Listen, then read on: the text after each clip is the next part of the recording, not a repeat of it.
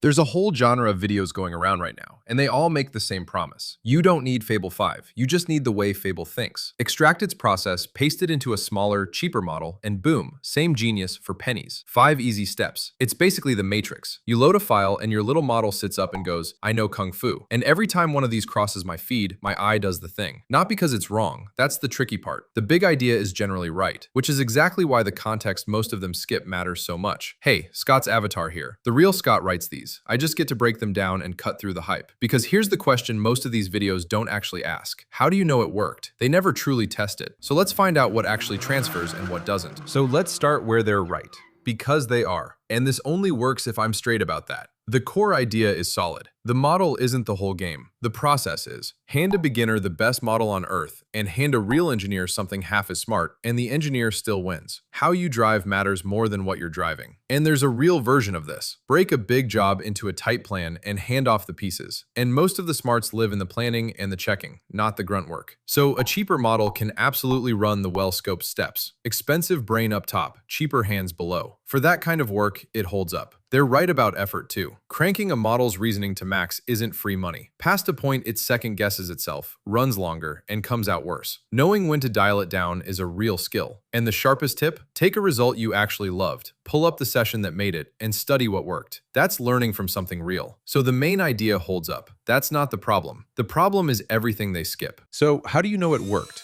Here's where I'll be fair. Some YouTubers aren't lazy. They put in real hours, real money, genuinely pushing these models. But many just regurgitate each other's content for views. And look at how they measure it. It feels really good. The model feels elevated. And that's the whole problem. It's all a feeling. It isn't a true measurement. And feel is the one thing you can't trust here. Because a model can learn to look rigorous without being rigorous. It'll stamp its own work verified. Write a tidy little risks section. Run a self-review that conveniently finds nothing wrong. It performs the whole ritual of being careful, with none of the actual care. And from the outside, that looks elevated. It feels great. That's the trap. Then there's the headline claim. Same results, 3 times cheaper. And you can't check it. There's no task list, no scoring, no before and after. It's graded by the person who needs the cheap version to win. Their test looked good for a reason. They put all the hard thinking in the expensive model up top and handed the cheap model a small, well-defined job. That's the exact spot where a weaker model's limits don't show. Move the real judgment call down onto the cheap one, an ambiguous bug, a genuine design trade-off, and the gap walks right back in. The model matters most where the judgment lives. And watch the language while you're at it. They keep saying the system prompt leaked. Nothing leaked. There is a level of official documentation, and getting a model to recite its own instructions by asking is a prompt, not a heist. Leaked just sounds cooler. So why can't you just paste in Fable's process and get Fable?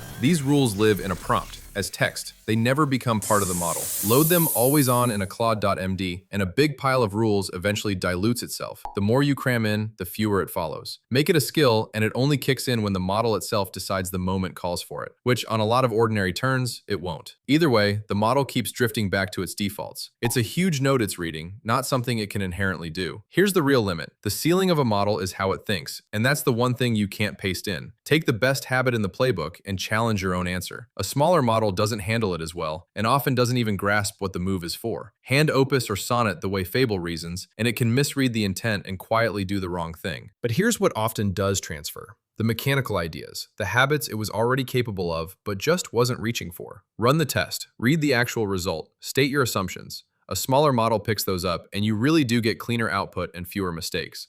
So they're partially right. But here's the catch. Push the whole high-level method on it, and on the parts that are over its head, it doesn't just skip them. It can get confused and quietly do worse on the things it never understood. A retiring senior hands the new hire the playbook. They follow the steps and get better, but they can't absorb the judgment. Method gets a model to its own ceiling. Nothing you paste in raises it. A better version of your model, not Fable. So which lessons actually transfer and which ones backfire? There's only one way to know. You test. Not, it feels better. Real edge cases, real rubrics. That's the gap. And it's the thing most of these videos don't talk about. In my own testing, I handed Fable's process to Opus and put it to work. 2 things jumped out. When I told it to attack its own answer, it always found something. It just never found the thing that actually broke it. That part was on me to catch, every time. And the rule I trusted the most, always verify, never trust your memory, was the one the smaller model couldn't even run. It can't tell what it just read from what it made up. The single best line in the whole method was dead on arrival, and only testing showed me that. On feel, I'd have shipped it. I'll be straight with you. I still don't know exactly which parts hold up. That takes more testing than a few nights. But that's the point. You can't feel your way to this. You test it thoroughly, or you're guessing. I never got to see anyone else's hard results, so this isn't a verdict on theirs. It's just the question to ask any of these YouTubers. Done right, tested and kept lean, this genuinely can give you sharper results on a smaller model.